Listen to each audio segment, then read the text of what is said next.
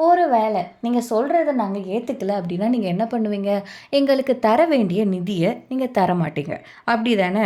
Education fund மட்டும் கிடையாது.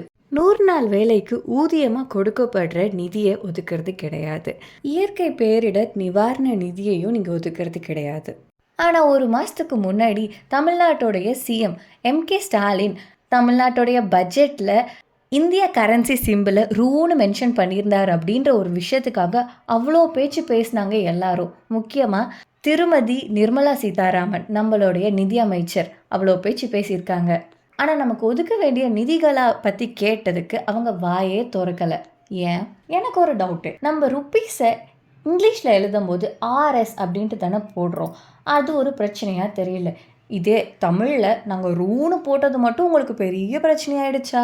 குறையுள்ள மனதுக்கு குறை மட்டும் தான் தெரியும். தமிழ்நாடு பட்ஜெட்டோடைய அந்த ரூ மட்டும் தான் அவங்களுக்கு பெரிய விஷயமா தெரிஞ்சதே தவிர, அந்த பட்ஜெட்டுக்குள்ள உள்ள விஷயம் நம்மளுடைய அத்தன மாநிலங்களையும் கம்பேர் பண்ணும்போது அவுட்ஸ்டாண்டிங்கா இருக்குது. அத அவங்களால சொல்ல முடியாதுல்ல.